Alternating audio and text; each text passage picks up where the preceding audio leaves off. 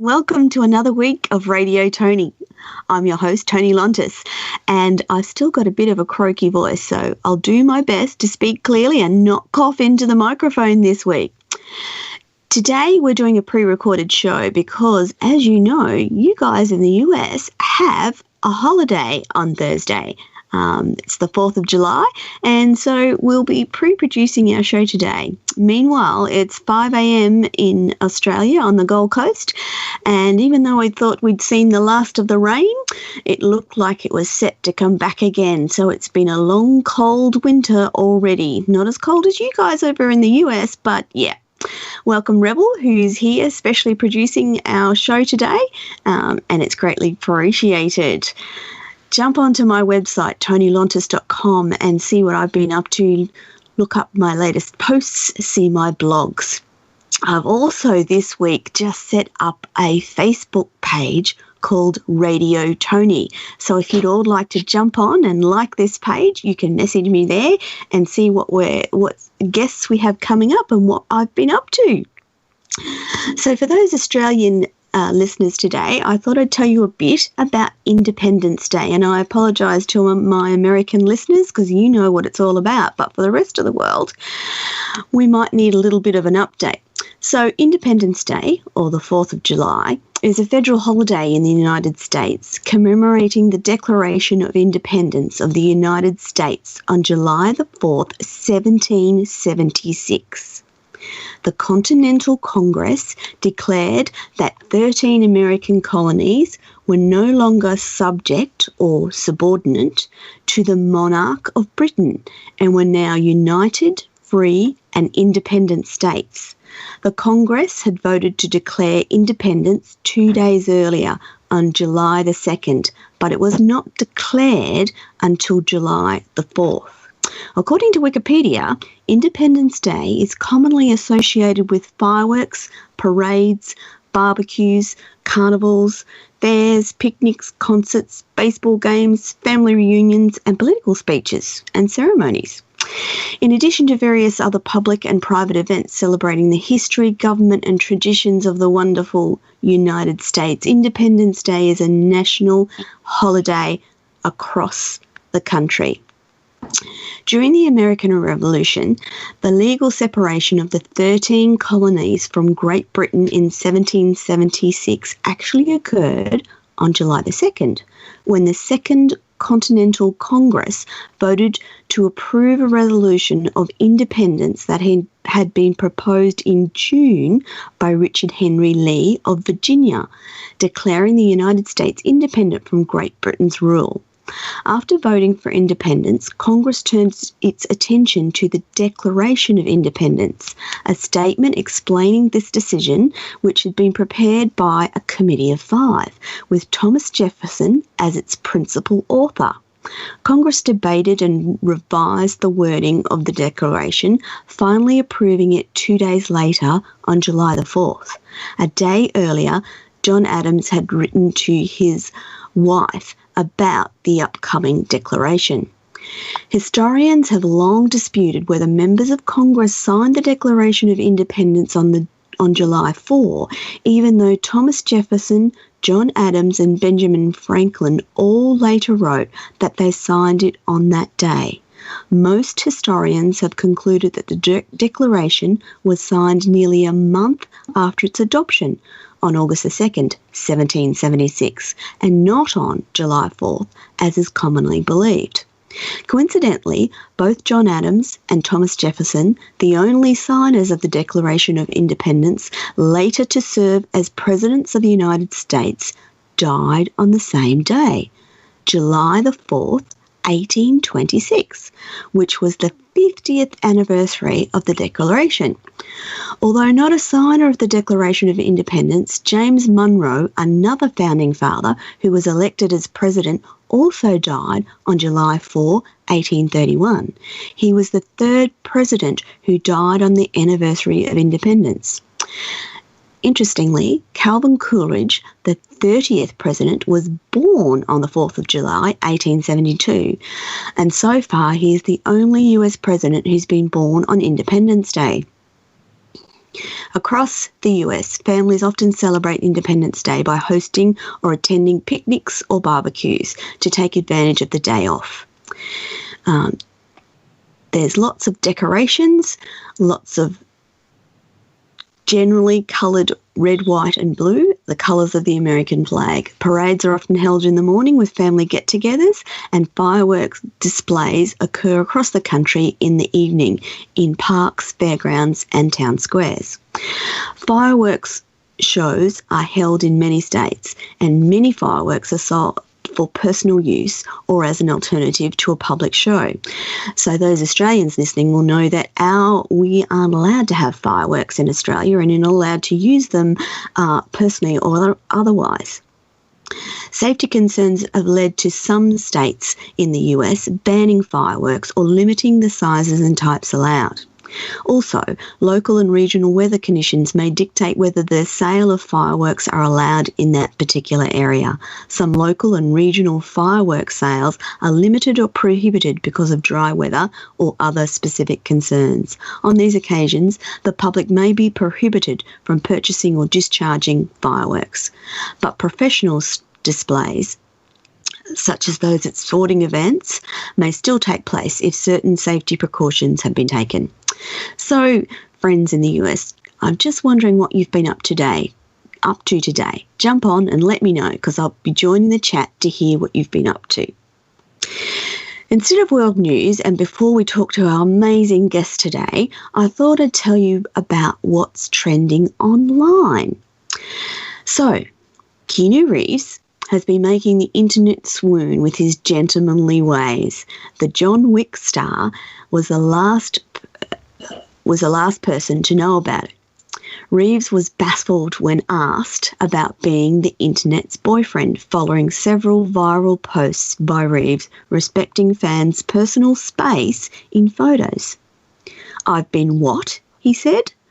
"Well, that's wacky," he stammered before continuing, "The positivity is great." Reeves has been on good terms with the internet for a while now. His John Wick character won a lot of hearts for the lengths he went to avenge his adorable puppy. And in real life, Reeves has made headlines for his donations to charity and his willingness to help fans and answer questions. On top of that, he's a pretty nice guy, really. The Church of Scientology has always been controversial, even in Hollywood. But on June 18th, an anonymous plaintiff took things a step further than they've ever gone, with a mountain of legal claims against the mysterious group and its leader, David Miscavige. Our nameless person, believed to be a former scientist, is suing Miscavige and the church for damages ranging from kidnapping and false imprisonment to slander and intentionally inciting emotional distress. Her lawsuit further alleges that the Church of Scientology presents a facade to the outside world to disguise what in reality is nothing more than a cult built on mind control. The Church of Scientology, which boasts huge celebrity members, including Tom Cruise and John Travolta, denies all these allegations of abuse and wrongdoing, and its lawyers claim they are confident the lawsuit will fail. These disturbing allegations against Scientology are nothing new. When a 2017 HBO documentary about the church had former members speaking about a prison camp where followers were allegedly forced to do hard labour for 30 hours at a time, eat table scraps and sleep on wet mattresses. But these lawsuits might just bring down the whole controversial religion. It has the potential, according to insiders, to spill a lot of details about A-list Scientologists like Cruise, who are reportedly like brothers to Miscavige. It's official. Traditional media is now too slow, and you're more likely to hear news break on social media first. If you want to get access to the latest news as fast as possible, Facebook and Twitter are your best options. Social news sites like Reddit are also right up there with the big social networks. These social networks have changed the way we consume the news and stay updated on what's happening in real time. Of course, the problem with such quick breaking news is that there's no guarantee that everything that shows up in your Twitter stream is true and credible. Yep, fake news can be a problem, but there really are no other platforms that quite compare to getting your news fixed.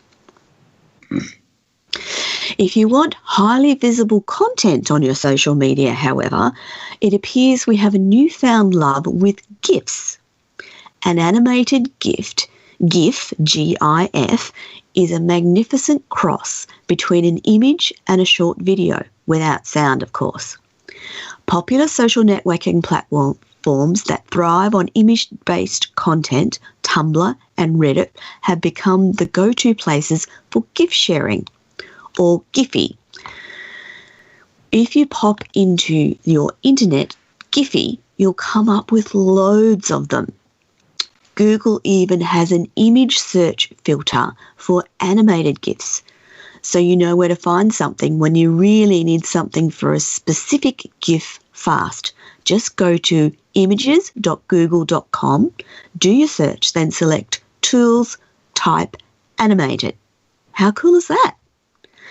The power of categorizing conversations. Hashtags are everywhere. Although Twitter has the original social network to bring the hashtag to life, others have been quick to pick up the trend. Hashtags can now be used on Instagram, Tumblr, Facebook, and LinkedIn, and in all sorts of corners of the web. It's quickly grown to become the solution to effectively categorize content based on specific themes or keywords, or to make it easy to discover or search for something you want. You can't be sure that this huge trend isn't going, you can be sure this huge trend isn't going anywhere anytime soon. Also on social media, we love to laugh a lot. And memes have become the thing to share. The internet is obsessed with sharing memes. Websites like BuzzFeed, Know Your Meme, I Can Has Cheeseburger has built online business empires out of memes. Almost every week it seems like there's a new one to be following. The viral power of ridiculous memes like YOLO and Doggy is undeniable. You can't get enough of them. And there are tons of meme generator tools you can use to create your own and contribute to whatever meme is most popular at the moment. There's also new ways to be seen and heard. Lots of regular people have been turned internet famous by their social media. It's obvious that social media has opened up new doors for people to showcase their talents and attract an online fan base. For many now famous celebrities, starting out putting their stuff online is really the only option. Today, all kinds of mainstream actors, musicians, bands, comedians, and authors owe their success to the openness of the web, including major internet-based social networks like MySpace and YouTube. Without them, they may have never been able to get their foot in the door in the first place. So before we throw to our first break, I'd like to tell you a little bit about our wonderful guest today. Our guest today is the glorious Jennifer Irwin. And Jennifer has written a fabulous book called Address the Colour of Sky. Jennifer is a native New Yorker and a captivating storyteller with a flair for embellishment. Jennifer currently resides in Los Angeles with 2 cats, a dog, and her boyfriend. After earning her BA in cinema from Denison University, she worked in advertising marketing, raising 3 boys, and ultimately becoming a certified Pilates instructor. Yay for Pilates. I love it. While she has written screenplays and short stories since her college days, Address the Colour of the Sky is her first novel. Since its release, Address the Colour of the Sky has won 7 book awards, received rave reviews on Amazon and Goodreads, and has been optioned for a feature film. Jennifer is represented by Prentice Literary. So we'll pop over to a break, and when we come back, we'll be talking with the wonderful Jennifer. Over to you, Rebel. Hello, and welcome back to Radio Toni. Hello, Jennifer. Hi, how are you, Toni? I'm good, and how are you? I'm great. It's a beautiful day in Los Angeles.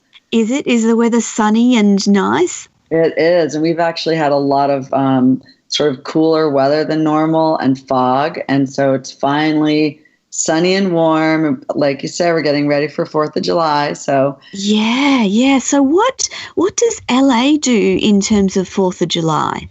I'm actually going to a concert on the 4th, and then on the 5th, I'm going to a party in which we will watch fireworks that will be out on a barge, and we'll be on the beach. And then so the fireworks are launched out on the water because there's a lot of fire hazards. Obviously, we don't. Well, I wondered about that in LA because it's so dry.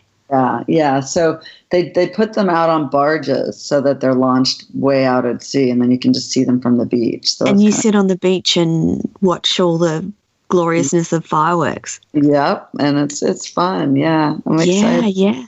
So how long have you been living in LA? I moved here in 2000, and and I raised my boys here. So it feels like home finally. Took a little while, but yeah. Can I ask how old your boys are? Yeah, 25, 23, and 20. Oh, they're lovely ages. Yeah. You feel as a parent, when they get to those ages, you kind of start to feel okay. Yeah, I know. That's the truth. Yeah, that's the truth. Not as much worrying. Definitely no driving. One of my youngest is home from college this summer, so that's fun. Oh, awesome. So let's start at the beginning. You've written this wonderful book called A Dress the Colour of the Sky. So can you tell our listeners how you got started writing a book? Yeah, I had written a screenplay in college that got me into this awards program, and I'd already always thought in the back of my mind that particular screenplay, I would springboard a book out of it at some point. And when I was going through my divorce, I kind of wanted to dig deep into why I had married the wrong person, why some people, stay together forever, and became curious about a lot of things. And I had, I liked writing. It always made me feel better. So I started writing A Dress the Color of the Sky to kind of address how your childhood shapes and molds who you are as an adult. Yeah. And if you had childhood trauma, how to heal from that. Yeah. So I've got a question of my own. So my book is very similar to yours, investigating how childhood shapes our adult decisions. And I'm wondering about the decision to write it as fiction rather than I did, like as a memoir. Was that a conscious decision, Jennifer? What ended up happening was that I wanted to make it a really great story, and I just didn't have as much material on my personal, life. Yeah. I did use a lot of my own childhood experiences in the book, and a lot of experiences that I had through putting my dad in rehab and things like that. So I think a lot of it was just making it a better story, making it a more fascinating and interesting protagonist. You have to make things really bad and then, even worse. So I stepped away. It reads like a biographical fiction. Yes. And, the number one question I get in book clubs is how much of the book is true. And it's about 40% based on my life. Yeah. So can you tell our listeners about your main character in the book, Prudence? So Prudence is the kind of the girl next door. She's a wife, a mother, and a friend, and she's endured a great deal of childhood trauma, but has a very endearing personality. But she's poorly behaved, and she's on her way to rehab for sex addiction. And the book opens, in a very shocking way. And and what happens is that the story goes back and forth in time. So even though Prudence is poorly behaved in the beginning of the book, you begin to learn what actually happened and how strong her character is, what she's endured as a person. And it makes you root for her and care for her. So, and people find her very relatable, even though she's being treated for sex addiction. So you see her grow over the course of the book, don't you, Jennifer? Yeah, like I do self-talk in italics. So see how hard she is on herself. She beats herself up. She's extremely verbally abusive to herself in her head. Yeah. As the book evolves and she goes through rehab and she begins to go through the process of finding self-love, her self-talk becomes kinder, and she begins to see that her behavior was bad, but she's not bad as a person. Yes. It's that whole difference between shame and guilt. Shame is I am bad. Guilt is I've done something bad, isn't it? Yeah. And I deal with that feelings chart that Pia Melody put together for the Meadows, and use that as one of my references in the book, and just the basic, the basic emotions and describing sort of how you feel. And they check in, each patient has to check in with their basic emotions, and you see her emotions evolve as well. And the answers that she gives, she looks at the chart. Yeah. So, did you learn more whilst writing and researching the book? Did you learn more about yourself through bringing Prudence to life? I really did. And I healed a lot while I was writing the book. I felt like a failure. I'd failed at my marriage, and I had was very much digging into why did I choose that person? And, did I bring a lot of baggage? Did I not prioritize my relationship, just those kinds of things. And I was able to sort of put Prudence back into my marriage and the things that I had done wrong. And it helped reflect on how I could be healthier and have a healthier relationship this time around, and acknowledge what I'd done wrong, and kind of really look at who my ex-husband was as a person and why we were not a good match. And at the same time, accept my parents for who they are, that, they did love me and they weren't perfect and I'm not perfect. And kind of, went through all that myself. And I also learned that my boys are very proud of me for starting a career later in life and chasing a dream and never giving up and showing extreme amounts of determination. So that's been kind of fun too, I have to agree with you there. I'm starting out doing all the things that I'm doing in midlife, essentially the same as you. And recently, my son used me as his role model in life in a job interview. He subsequently got the job just by explaining what we had been through as a family and how much he looked up to his mum. So that's so cool, isn't it, Jennifer, when you suddenly realise that your kids are watching on far more than you think. Particularly as they get into their adult years, they're still watching what you do and seeing what you do. So wonderful for your boys to see this wonderful new road for you. So again, I love the way you use the characters to raise the concept of bad behaviour, and the fact that bad behaviour does not make you a bad person. And I'm just wondering, how important was it for you to show that you can have a flawed protagonist and how they redeem themselves? Was it kind of like redeeming your own self through the story of Prudence in the book? I realized just while I was learning about writing and learning about what makes a great story and what makes a timeless story. And I wanted to have this character be sort of more human. And Yes. you mentioned in the intro that I taught Pilates. I've been teaching for many, many years, and I understand, got to know a lot of women, all kinds of women. And I wanted to take a lot of the qualities that I dislike and like in people and put them in Prudence and kind of dig deep into it. And I think having a flawed female protagonist is very, very popular right now because we're seeing that we aren't perfect, and it's okay not to be perfect, you know? Agreed. Yeah, but yet people are really finding her extremely relatable. From the reviews, I'm just seeing that, you know, even men and women are finding the story very, very relatable. So that's been really touching for me. In this world of social media where we see all these perfect images and perfect lives, I too think that it's really important that people see other human beings as perfectly imperfect, if you like.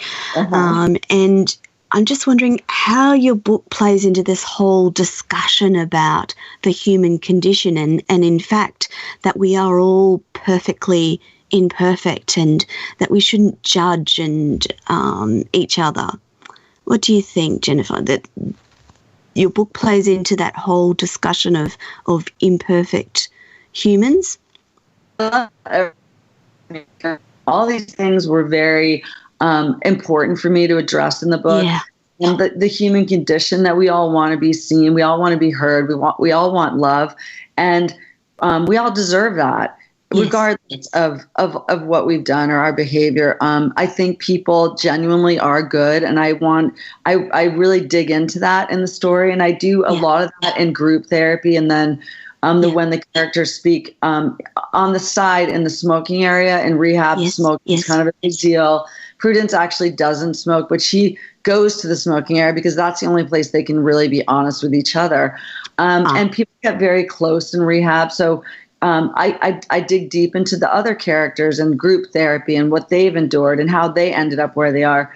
And at the same time, Prudence loves her son. She is, feels very, very badly about how she's damaged, her son, and a lot of things that she's done have affected him, and seeing how what you do can affect other people as well. That's really important, that we have to see our impact on the world, So it's been a very interesting journey for me. I grew a lot as a person. I definitely have a much healthier relationship now with the person I'm living with than I did in my marriage.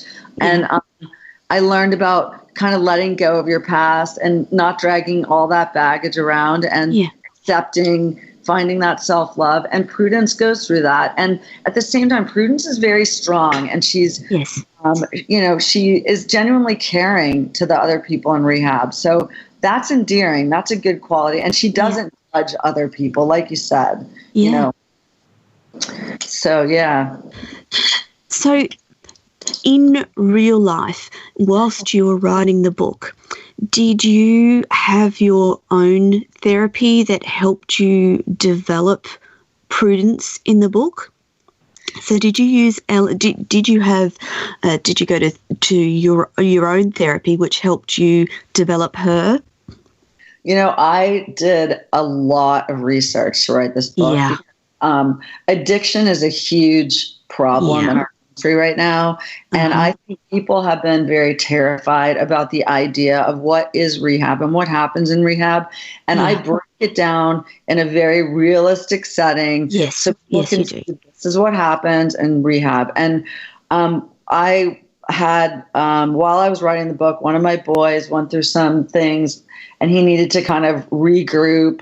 And I was able to kind of see what he went through and also meet everyone that I put him in a house that was like a lot of men that were trying to recover.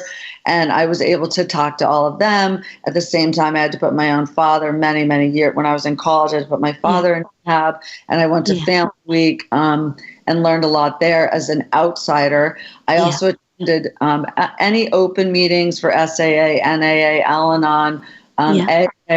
And I read all the books about sex addiction written by the guy that runs the sex addiction program at the Meadows, and interviewed a woman that runs another treatment program here in LA. And I have been to my own therapy after my divorce. I was terrified that I would choose the wrong person again, that I was codependent, that I wanted to, like, I could marry an alcoholic and fix them, which is not true. Yeah. Not. And codependence is real, and a lot of people have it.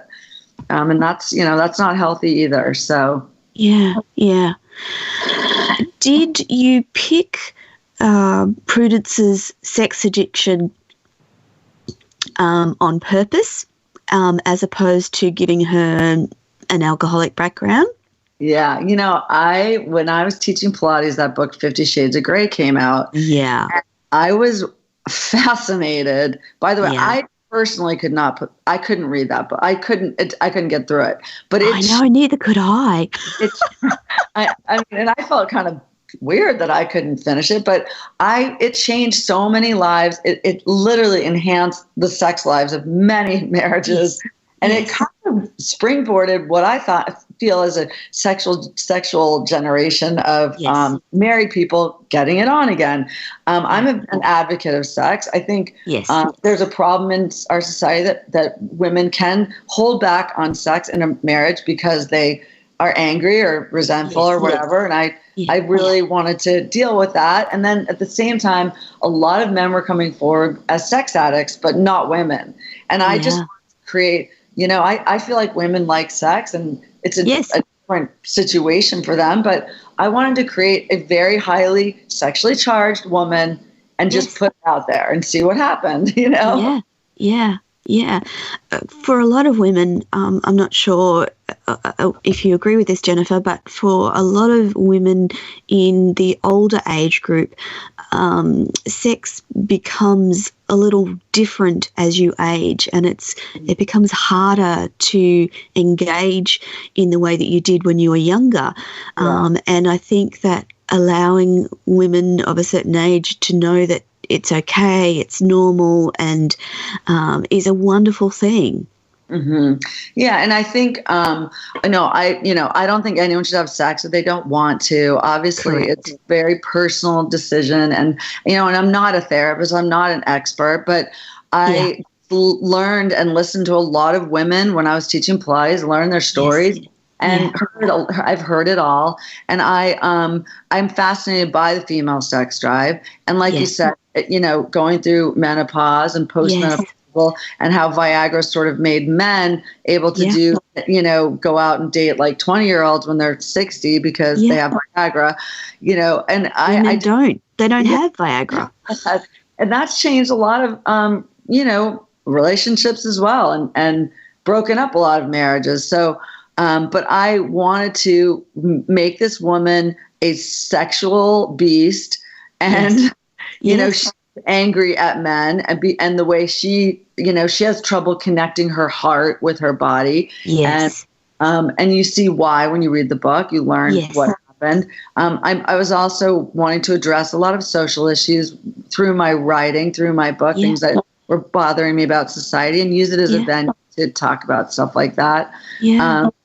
And I feel like sex addiction is something kind of not as I didn't want to create a book about a heroin addict or something like a meth addict. I mean, I just wanted to deal with an addiction that was palpable for me, to write.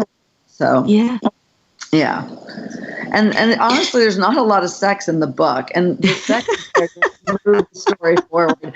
It is definitely not 50 Shades of Grey. It's more girl. No, it's not. Or it means Orange is the New Black is sort of the way,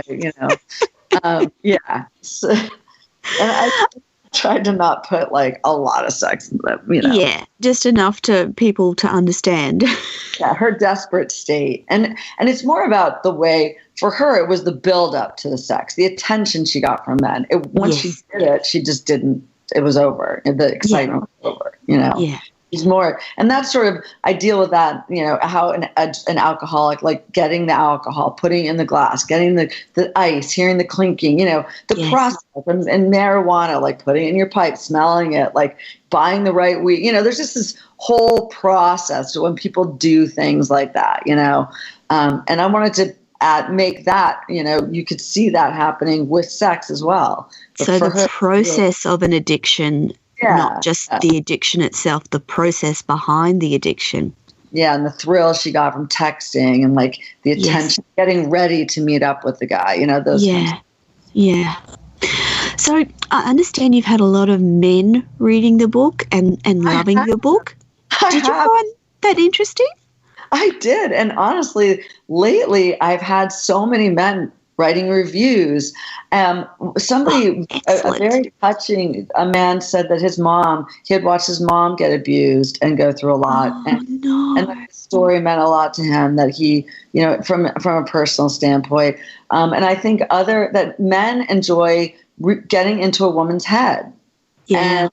And I'm also very fascinated by the female orgasm. And I'm always amazed that if some women claim that they orgasm really easily, or whether women are faking it. So I kind of do that a lot. So I think men are interested in getting to know how women think and feel. And I dig pretty deep in this story, but in a humorous, light way as well. Yes.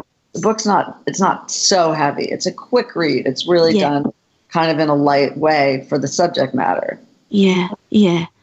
But it is interesting to know that men are reading these types of books, isn't it? I love it. I mean, honestly, and it also is categorized as YA and on Amazon category, because it goes through Prudence's life when her friendships, his childhood, and going to high school, what the drama in high school, losing her virginity, and going to college and joining sorority. And I weave a couple of friendships through the book. So, it does have all that as well. So I think older young adults can, will get a lot out of it. Mothers and daughters are sharing the story, which also I love, because there are some interesting subjects in the book and a lot to talk about, Yeah. And it's good that people are using your book as a basis for having those conversations in the first place. Yeah, no, I really love it. And the reviews have it's been just unbelievable. They're great reviews. Yeah, I published indie, so for me, just having that number, the quantity of reviews and the rating I have on Amazon has just been so exciting for me, because I have to hustle just to get the word out about the book. So thank you for having me on your show. 50 Shades of Grey blew up because of an Australian blogger, I believe, an article that was published. Yeah. Who knows? This could be my big moment.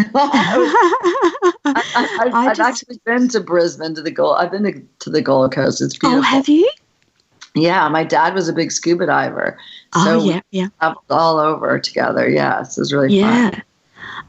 So that's good to know that you've been to Australia. It's as you know, it's winter here at the moment, so we've been having some uncharacteristically heavy winter rain, which is making it, and it's colder than it normally is. Normally I don't feel the cold here on the Gold Coast, but it's been unusually cold and heavy frost and snow, and snow down south, not on the Gold Coast, obviously. Yeah, I was going to say, wait, snow? Yeah, because we're... Australians are so nice. But, when it's winter like this, is a great time to pick up a good book and sit by the fire and look out the window. Yeah. Before we throw to the next break, I just wanted to touch again on the way that you've used Prudence's self-talk in the book. I think that that's just such a wonderful concept for people to explore, because often you're not really aware of the self-talk in your head. Mm-hmm. Yeah, I do believe women are very hard on themselves. Oh, definitely. And I hope that that when people read this book, they become more conscious of how they berate themselves in their heads for even the littlest thing, like missing a turn and passing an item in the grocery store, and then having to turn back. I mean, we beat ourselves up for the dumbest things, and we'll talk to ourselves in a way that we wouldn't allow someone else to talk to us. That's right. I really, I address that and about how we have to think about ourselves when we're young and treat that inner child with kindness and respect. Yes. The power, I'm a big advocate of the power of positive self-talk. And until you start looking internally and inwardsly and analysing the way you're talking to yourself, you really don't realise. And I know from a personal perspective, I was berating myself for spilling a drink, just all those kicking your toe and saying, oh, you're so silly, when that's just, if you change those everyday moments of how you talk to yourself, it has a huge impact on your life. Mm-hmm. It absolutely does. And just becoming more aware of the voices and what the voices are saying. Yeah. And it's amazing how that can turn your life around. And Prudence's discovery of like when the first part, when she's the way she talks to herself and how she is talking to herself towards the end of the story, you show that whole change, don't you? Yeah, I mean, she'll even think that she's a fat, disgusting pig, which of course she's not, and she sees her reflection in a rehab door or something, in a glass window, and just says, "Wait, that can't be me. That girl's pretty. That girl's thin." But it's just the way, just her image, herself, and she has body dysmorphia, which I think a lot of women, I noticed that one day I'll think I look okay, and another day I'll hate myself. And a lot of my clients were like that as well. They thought, oh, I look good today, I feel good today. And then another day you're like, oh, I look fat. And, the anxiety of putting on a bathing suit, just those kinds of things, we can just be so hard on ourselves, but we're only human. And like you said, we're all perfectly imperfect, and we are enough. And it's really hard for Prudence to say out loud, I am enough. And she needs to do that in rehab. And finally, at the end, she stands in the circle holding everyone's hand in her group and says, I am enough. And it's really hard for her to say that.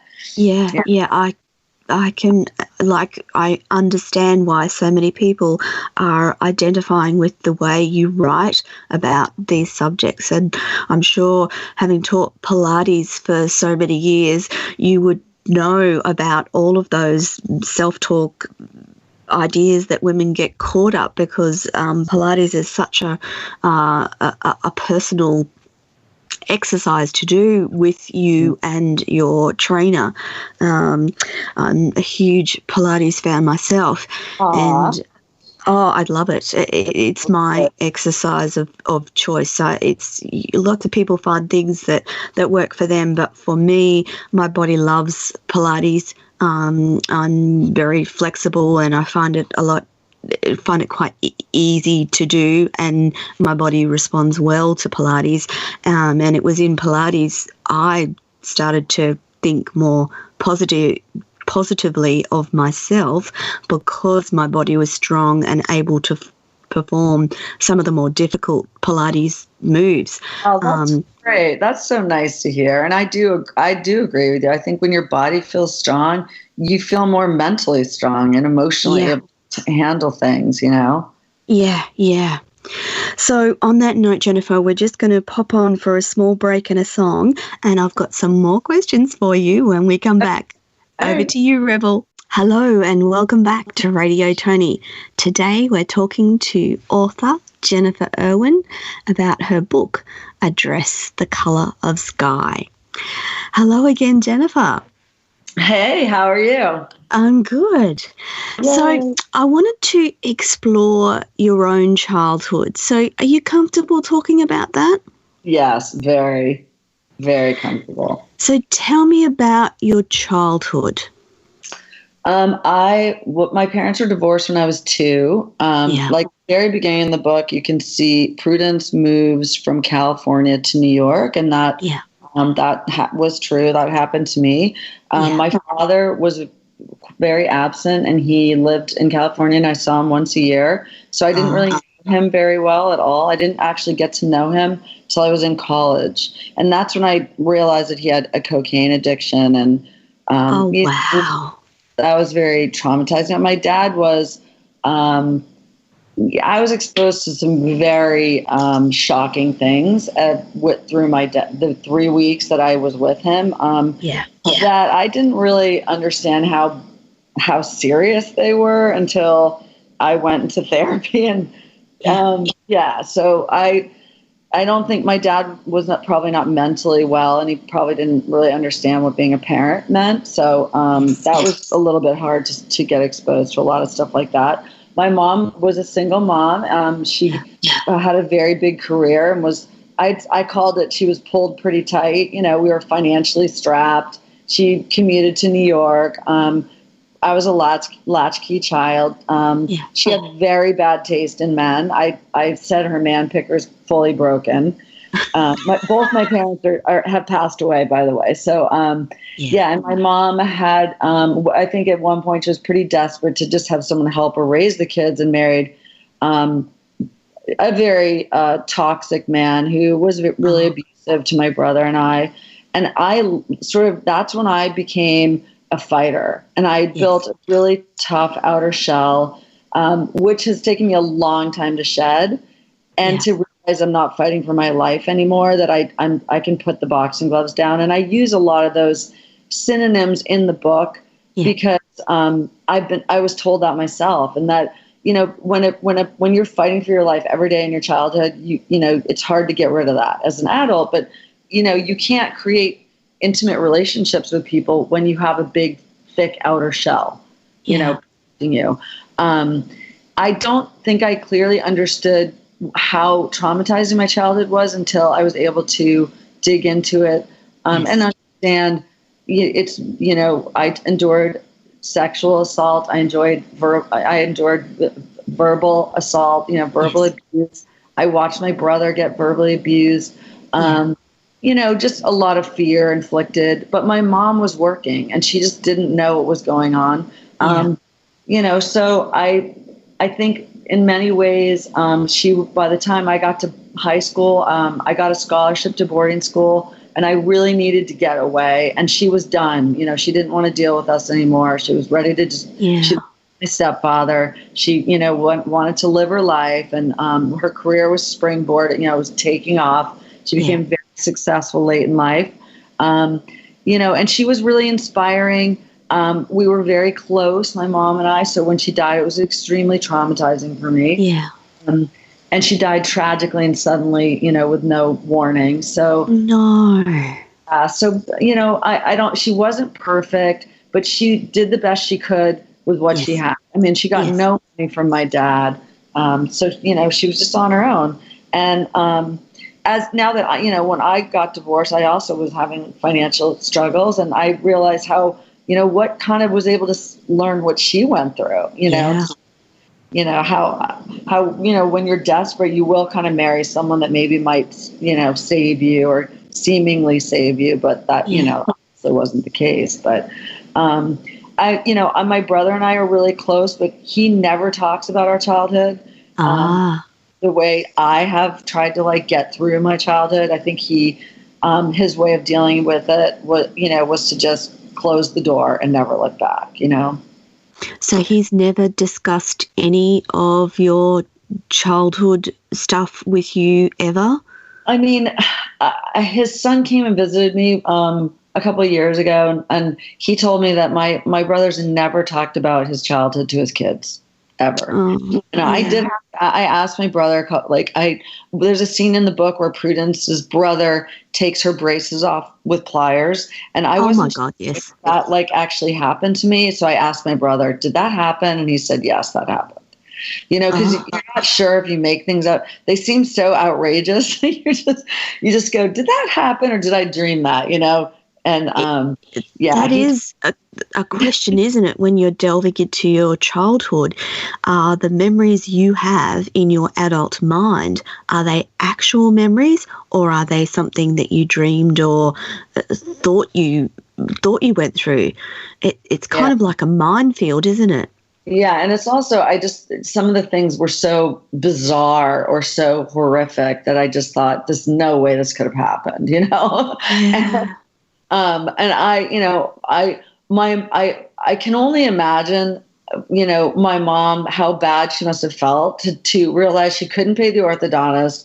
And this is back when the braces were big bands, you know, they were like giant. They were horrible, weren't they? And my brother had to pull them off, you know, with pliers. My teeth, you know, so, but at the same time, my heart aches for my mom because she probably was just like, I can't pay the orthodontist. We can't go back there. Yeah.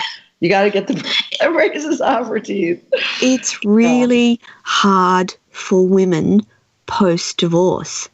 And I still think it's really hard for single mothers. Mm-hmm.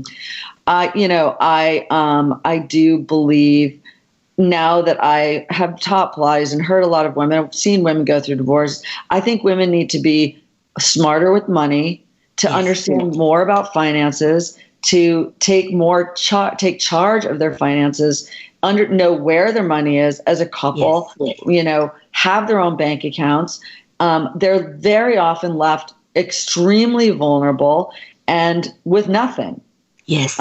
And, you know, the reason why with nothing and usually the sole care of the kids.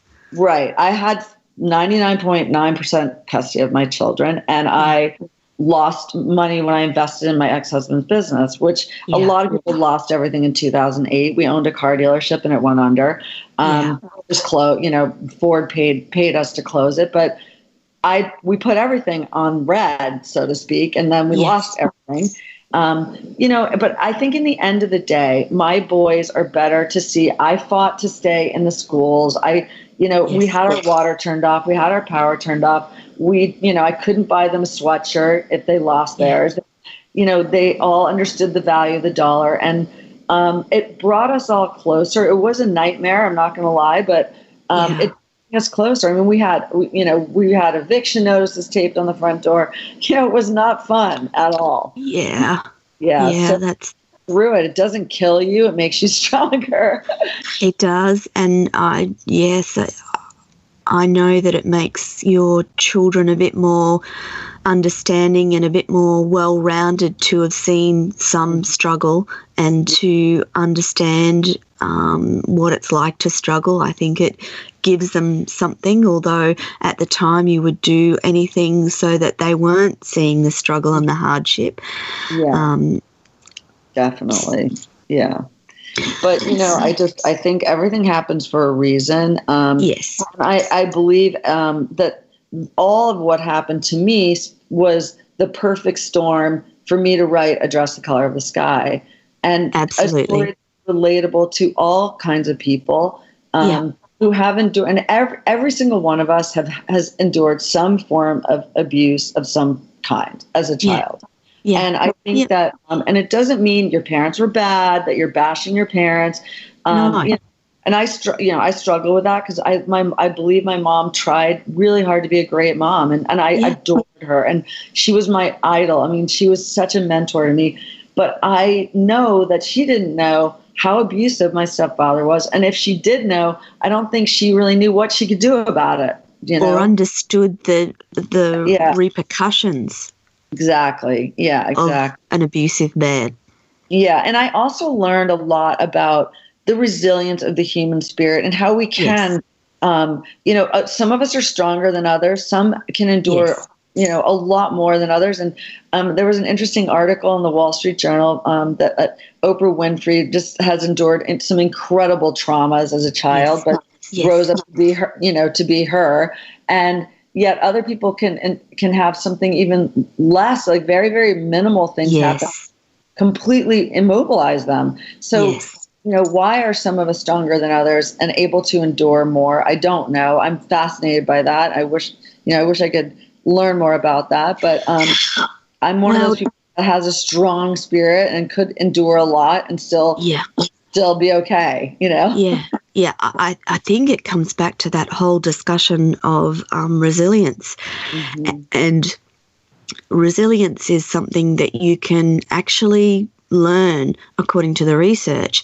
And yes, lots of us have good resilience skills, like yourself and myself, and others have less of those skills, but they can be learnt. Like, you can develop them so that you're more resilient to life. But yes, it's interesting how some traumas shape people, and in other people, they completely destroy their lives.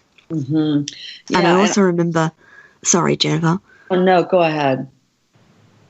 I also remember reading that some resilience skills are inherited via our DNA. So, oh, that's interesting. That's very interesting. I recently read an article about the DNA of resilience and some of those skills.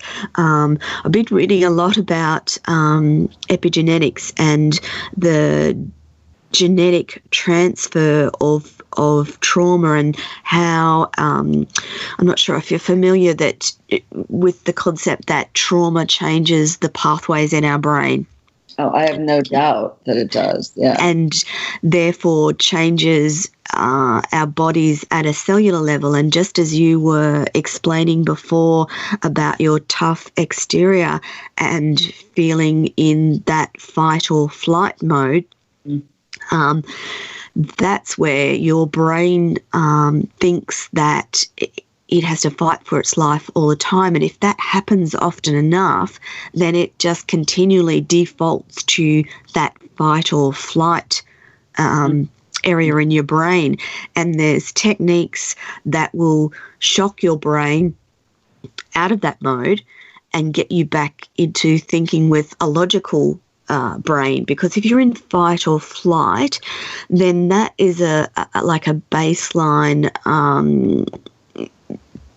default behaviours that will save your life, when in fact you don't need to be in that particular spot in your brain. You actually need to flip it back to its logical thought patterns.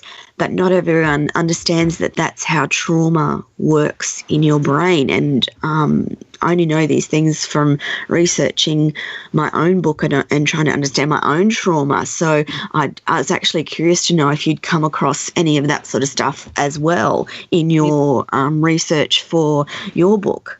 I mean, it sounds like you're far more understanding of the brain and how the brain reacts to things. I just know, I learned about triggers and how we can overreact to things because of our life experiences. And I wanted to address that myself personally for the relation. I've been with the same person now for 9 years, and I was bringing triggers and overreacting to something he said that had nothing to do, that was really minimal, but it triggered something from my marriage, and I wanted to really understand what are triggers and how can we get rid of that and kind of start anew. So I think you can rewire your brain. You just have to be very conscious of, wow, I kind of overreacted to that. Why did I? I wonder if that had to do with the fact that my ex-husband, blah, blah, blah, I don't know, or my ex, my stepfather, or whatever happened to, and a child, or as not necessarily even a child, but when you had your heart broken, or some man verbally abused you, or, someone lied to you or cheated on you, you have triggers, Yes, and understand their triggers, and that it might not have anything to do with the person that you're currently with. Don't bring that baggage into that relationship. Yeah. But it comes down to recognizing and accepting that your behavior's not quite right. And for a lot of people, that's quite difficult and challenging to do, to accept that, oops, I might have overreacted in that situation, and accepting that they have, for example, overreacted. Not everyone's good at doing that, are they? No, I think it's hard to, it's very difficult to see yourself, to acknowledge your behavior, to understand maybe that you did something wrong, and to apologize or accept and kind of maybe talk to the person you're with and say, you know, I overreacted and I'm really sorry, but this is what happened to me. And this is why. Yeah, this might be why. But it's so cathartic to be able to heal from your past and to move forward and find self-love. It is a beautiful journey and so well worth it. I highly recommend it to people, and I hope my book helps people understand you can do that, and it is possible to do that. Yeah. And when I was writing the book, Kelly Oxford tweeted her sexual assault story and asked others to share theirs, and that was the beginning of me understanding this is huge. Yes. So many people have been there. 1 million women tweeted in 24 hours, and it was shocking. And the stories went from very minor things to super extreme things, but everybody has a story that they have experienced something traumatizing that, you know, changed them in some way. And let's talk about it. Yeah. Yeah.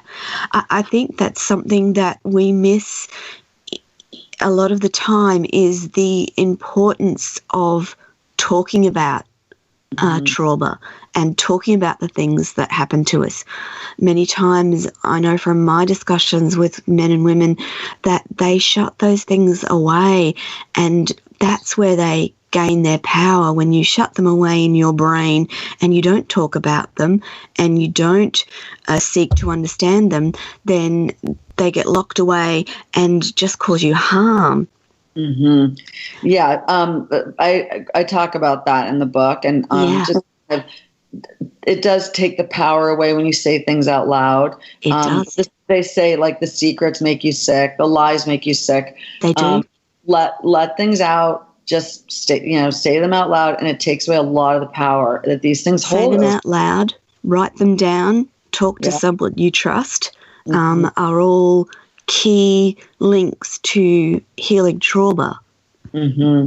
Mm-hmm. And, you know, trauma can happen when you're an adult as well. You know, it's definitely not, you know, and I think one of the things that was really important to me to get across in the book is that if we don't heal from our traumatic experiences, we will not be able to have healthy relationships with others. Correct. Yeah. Yeah. Healing and understanding is so important to move on in your life. Otherwise you become effectively stuck in negative self-talk, harmful patterns, unhealthy reactions, and unhealthy relationships. So, and that in itself leads to a whole world of issues, doesn't it? Yeah, no, it really does. And it's very freeing.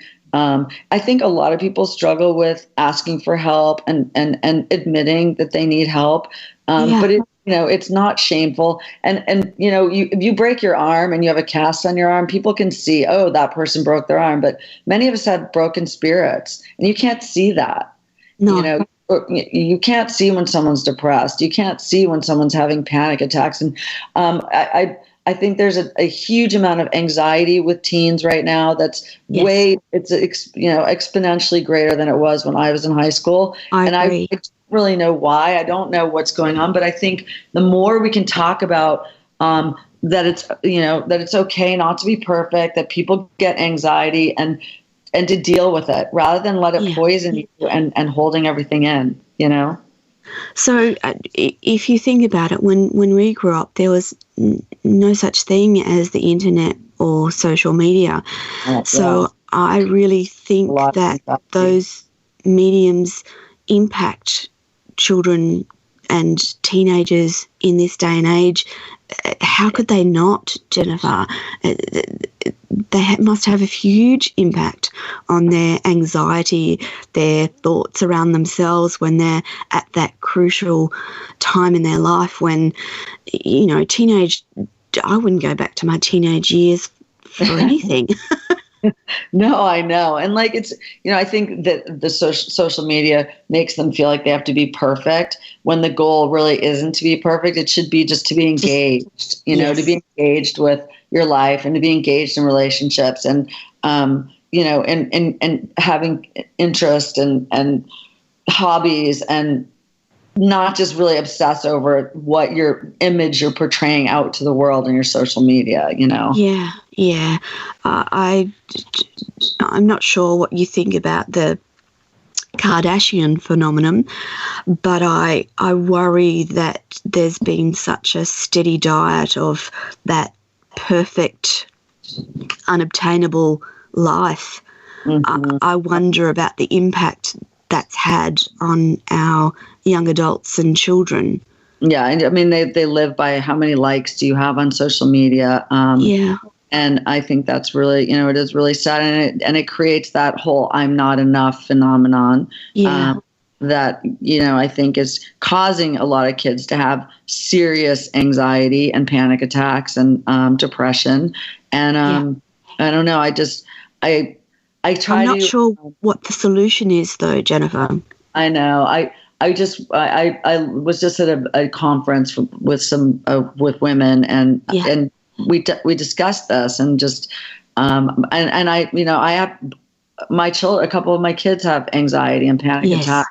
Yes. I've struggled with that. The one that I had to like put into a rehab program really did kind of have a lot of anxiety in college, and you know, he kind of imploded, and it was really scary for me. But I think that it's the pressure that society puts on kids, and then they put a lot on themselves, and it just you know, that finally the switch just goes, and they can't handle it anymore. It's really sad. Yeah, it is. I'm glad I'm not trying to bring up small children in this world. I do get concerned about my grandson and growing up in this world where there's so many competing things that compete for their attention all the time. Yeah, it's tough. It's definitely tough. Yeah. So you've spoken a little bit about your boys. Generally, are they okay? Have they coped all right? Yeah. Absolutely. My oldest lives in Columbus and had, you know, he swam for 4 years in college and played the cello and is in a beautiful relationship and with a girl I'm pretty sure he's going to marry. And he works for a really cool startup, and it's been financially on his own since he got out of college. My middle son, the one that needed a year to kind of regroup. And I think some of that had to do with the divorce, and sort of searching for male role models, and I'd say smoking way too much pot when he was in college, not understanding. I think he wasn't emotionally ready for college, and I did take extreme action, but now he just graduated from music engineering school and has a job at an incredible film post-production studio. And he just finished working on a Netflix show. So, you know, I'm incredibly proud of him. He did it his own way, and he got through his own, you know, but he stayed in the sober living house for over a year because he wanted to. And he needed that, you know, he needed the structure, he needed the discipline. And sometimes as a single mom with a 6'5" son, how do you discipline that? You know, how do you, you know, I couldn't stand up to him, and he needed other people to stand up to him. If you leave a dish in the sink, you know, you got to write an essay for, you know, that's that. And I'm really incredibly proud of him. And my youngest son does have a lot of anxiety, but he does incredibly well in school, and he's dealt with his anxiety in a healthy way, acknowledges it, openly talks about it. Good. And knows what to do if he has a panic attack or feels excessive amounts of anxiety. And so it's been, you know, I think each one of my kids has had their own personal journey and dealt with the divorce in their own way. I'm grateful the three of them are close and lean on each other for support. And I mean, my youngest son's academically highly excelling in school, like top of his class. So that's so good to hear. But yeah, I mean, they have their issues like every kid, and I don't want to be ashamed because my kids aren't perfect, and I don't want them to feel shame because they're not perfect. You know, this is when we start creating the sick society that you know, puts everything out so perfect to the world when it's really not. You know. Yeah. And one of my boys just went to a funeral for somebody's brother that committed suicide. So Oh no. just a real wake up call. Like, kids are struggling. Yeah. Kids are having trouble. And it's so sad. Yeah. Yeah, sad. Listen, Jennifer, we're going to have to go to another little quick break, but when we come back, I want to talk some more about the book.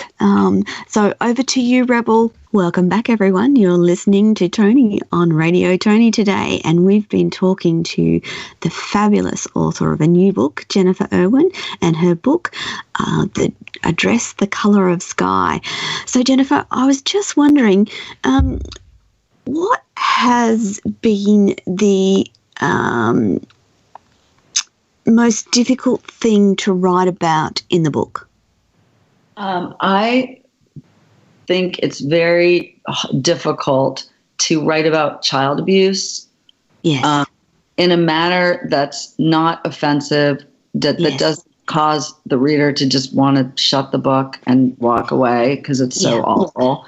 But to get across that these things happen, they change lives. We need to, protect children, and in the same light, make the character strong enough where you see what she endured, but you're not graphically laying it out. So that was very, very, it was a fine line that I had to walk, and it took me a long time to make it perfect. But the other thing that was hard for me was writing things that I had experienced as a child, and not feeling emotionally distraught over it, kind of trying to step away. And that's really helped when I decided not to make a memoir, and I decided to make this story not my story.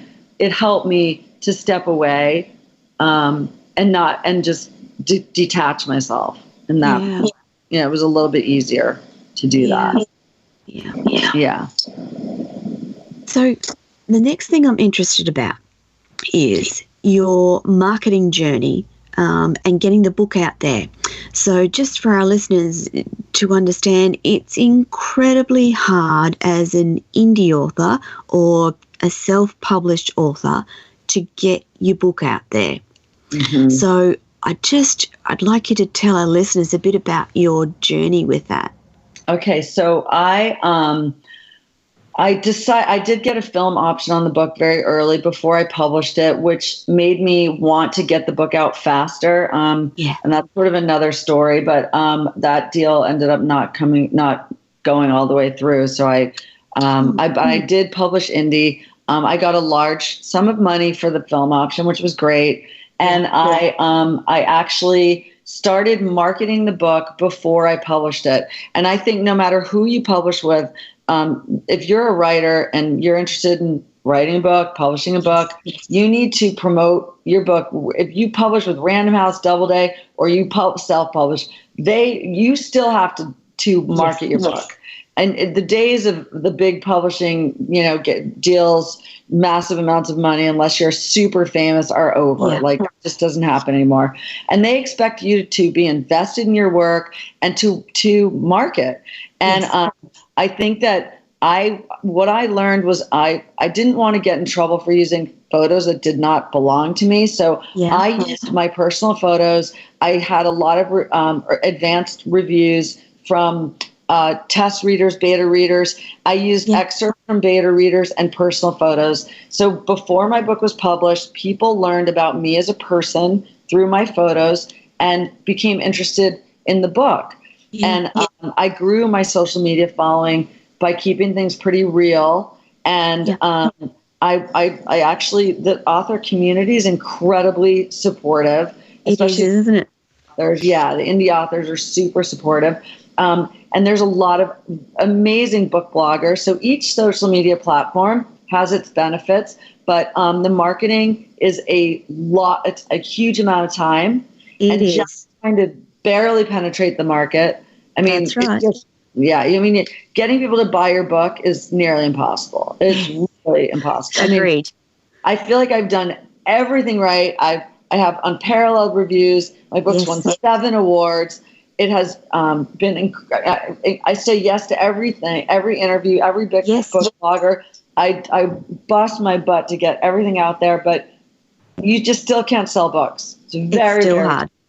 Yeah. Agreed. It's incredibly difficult to get your book out there and get people reading it. And you have to work incredibly hard. And I'm only speaking for myself. I don't mind the work, but it's relentless.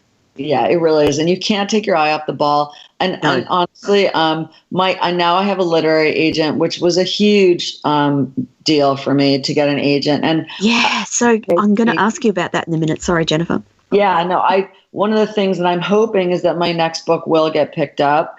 I actually am in talks right now with a British publishing house for Address the Color of the Sky to be re-released in Europe, because I don't have an international presence the way I would like to, because I publish indie. So other publishers in the UK or in Australia could pick my book up, put a new cover on, and release it, as if it was a brand new book. So, because it has been to market in those countries. And and that's kind of what my agent's trying to do for me. And then I am writing the sequel. I'm on the second draft.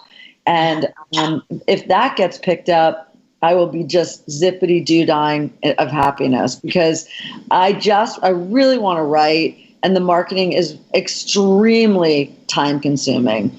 And here, girlfriend. Yes. Yeah, I would really like to take a tiny bit of a break, not give up on marketing, but just ease back a little and have a bigger publisher helping me get my book to market. Agreed.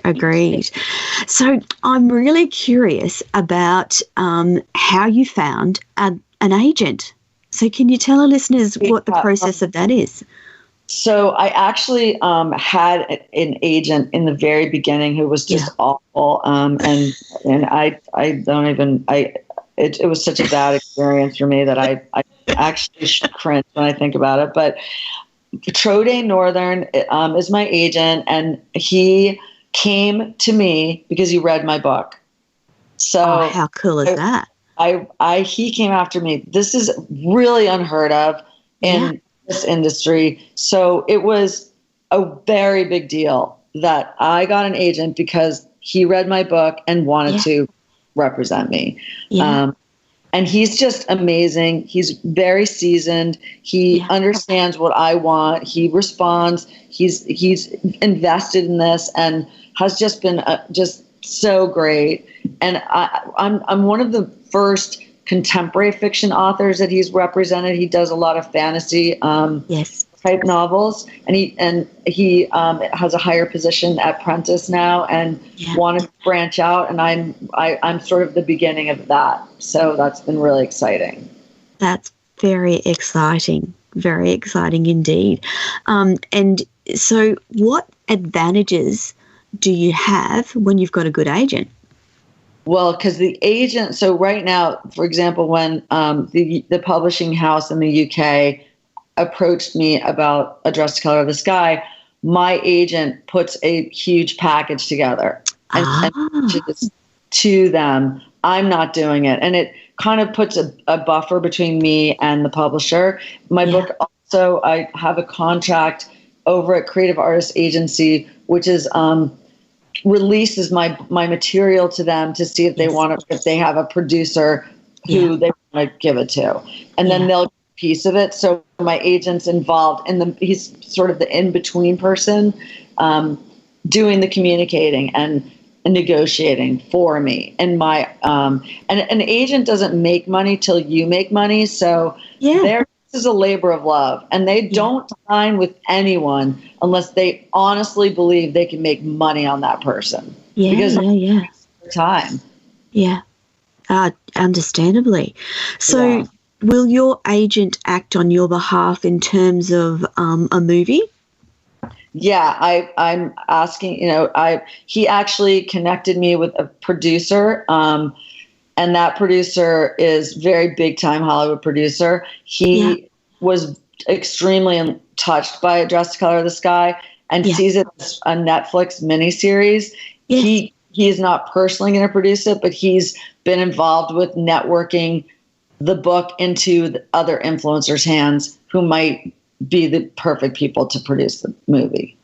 How exciting is that? I got all that from my agent. Yeah, he connected people. Yeah. So how far off is the second book? Well, this is the thing that I can't answer because I'm going to have the next draft to him, and then it takes about 7 drafts to write a book. Yes. But it's a matter of when is he comfortable pitching it to the publishing houses, and he's explained to me it's very difficult for a trilogy to get picked up mid trilogy. Yes. So this is the second in a series. And that means that whoever picks the book up is just picking up the second book. So I'm making it a standalone. You don't have to have read A Just the Color of the Sky to read the second book, but it is Prudence, how she fares in the real world after rehab and what happens. And I also weave other characters from rehab into the story. And because she has a little love interest in rehab, and she's still married to Nick. Is she going to get a divorce? Now they're separated. So at any rate, there's more to the story, but he's hopeful, but it's not going to be easy. So basically, the answer to your question is when he feels the book is polished enough to pitch to the publishers, it probably will happen. I'll get picked up at that point. When it would be published would be up to the publishers. Yeah. But I'm very hopeful it will get picked up. Yeah. That's just such wonderful news. I'm cheering for you here, Jennifer. I hope it happens. So before we run out of time, tell me about how your life is now after writing the book. I feel a lot of people have shared with me that my book has changed them and touched their lives, has helped them. I get a lot of private messages. I am touched by that I could help people. And I do have a solid fan base anxiously awaiting for book 2, which is very exciting. Yes. Yeah. I was very pleased to win so many book awards when I was competing against other writers, because it confirmed to me I do have some talent and that I can tell a story. Yes, and, you do. That was confirmation for me personally to keep going no matter what, to not give up. I've changed in that I understand that I am a lot more determined than I thought. I'm more hardworking than I thought. And when I really want something, I'd never give up. And it's probably to a fault, but here I am. Yeah. It's been a bittersweet journey. There's been a lot of highs and lows, and I've taken the hits. I kind of have also learned that when you do get rejected and you're looking for an agent and you get a lot of rejections, that fueled me to keep going and to keep trying. It didn't break me. So I just learned a lot about myself. Yeah. Well, Jennifer, that's the end of our wonderful interview today. I have just feel so blessed to have been able to share this time with you on Radio Toni. And for our listeners, after I come back from the break, I'm going to read you a little bit more about Jennifer. But Jennifer has to go now, so I will throw to a break. After we come back, I'll make sure I let you know where you can find Jennifer's book and how to get in contact with Jennifer. So we'll do that after the break. Thank you so much, Jennifer. Thank you so much. Take care. Hope your cold gets better. Oh, thank you, darling. Bye. Bye. Hello, everyone, and welcome back. Today we've been talking with author Jennifer Irwin, and I thought I'd finish off the program just talking a little bit more about her and her book. So this is what Jennifer says. She came up with the idea to write A Dress the Colour of the Sky when she was in the midst of a divorce from a man she'd been married to for 19 years. There was a tremendous sense of failure brewing inside of her. She yearned for an outlet to deal with the pain of her situation and come to grips with the fact that she'd failed at the most important commitment of her life. The combination of the pain of her marriage and her fascination with the details of people's lives created a perfect storm for her to write her debut novel. She was curious as to why some women choose the right partner and stay married forever and some don't. She wondered if there was a correlation between her childhood and the image she had painted in her mind of a perfect partner. There was no doubt that her idea of what a husband and father looked like was skewed. Her mother had been married 3 times, her father 4. By husband number 3, it became apparent that her mother's man-picker was broken. One of the men she married was extremely abusive, which caused her severe childhood trauma. Another factor that came into play was that she was a child of an alcoholic drug addict. Although her mother was her primary caregiver, her birth father's addiction took its toll on her during childhood.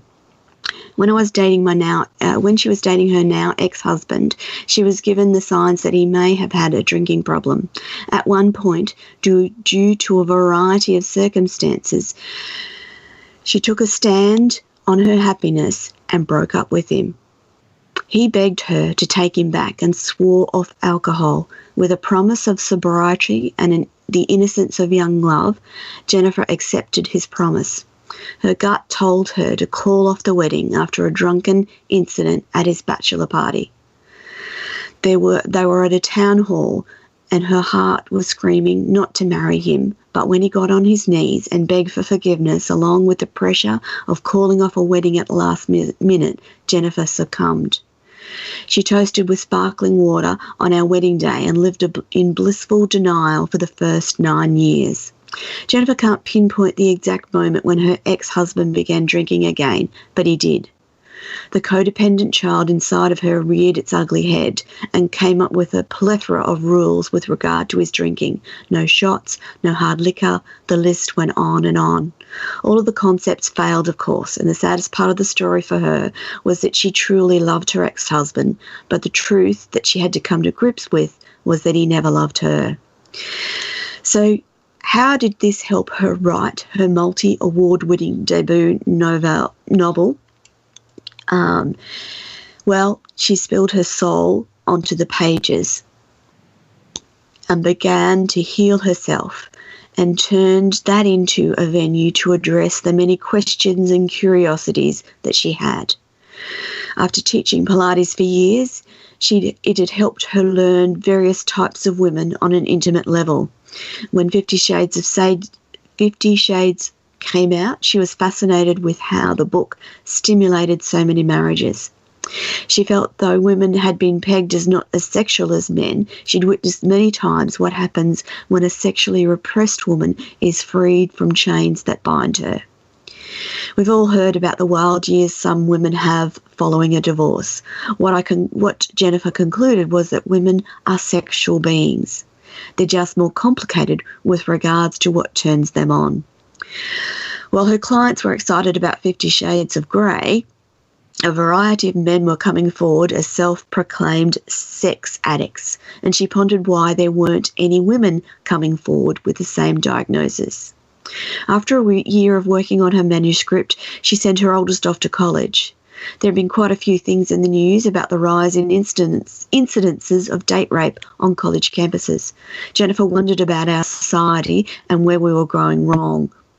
Why was a drunk girl raped instead of being taken care of? What could we do about binge drinking problem and the breakdown of the tried and true buddy system? These were minor factors in her book, but something she wanted to address.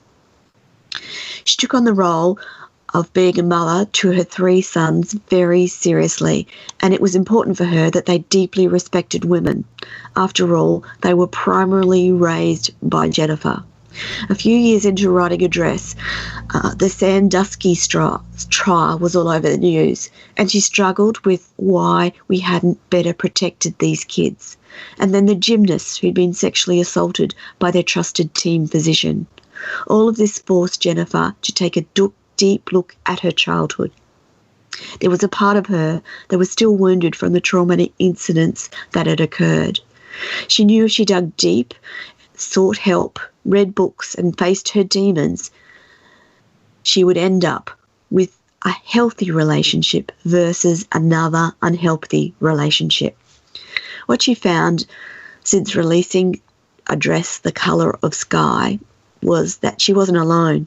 Shortly after her book was released, Kelly Oxford tweeted her sexual assault story. She opened up the lines of communication for other women to share their traumatic stories. There was an unparalleled response to her tweet. A woman tweeted every second. Millions of women shared their stories. Some opened up Twitter accounts to do so. I read through the feed for a few hours until I couldn't take it anymore. What Jennifer had learned is that it doesn't matter what type of trauma you've endured, what matters is how it made you feel, how it affects your sense of self, and how it ruined your chances of engaging in healthy, loving relationships.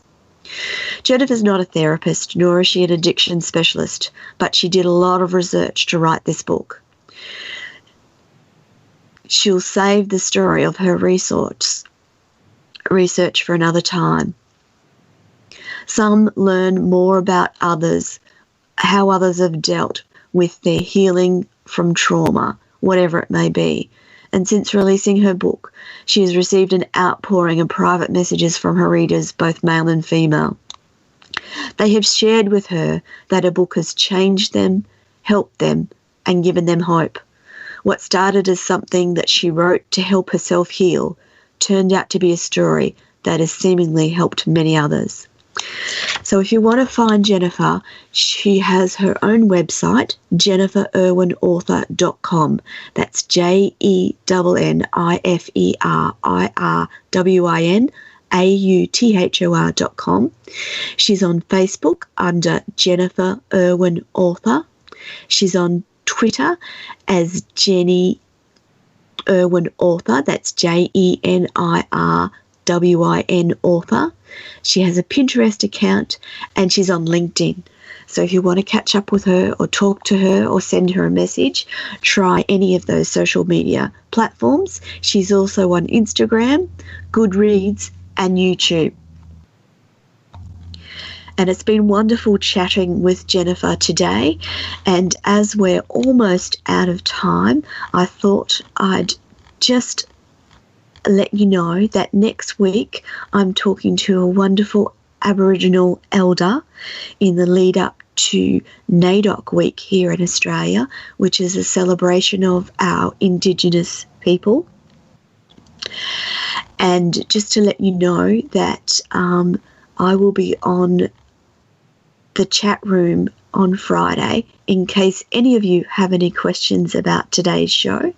And I'd like to thank you all for joining me on this July 4th USA holiday.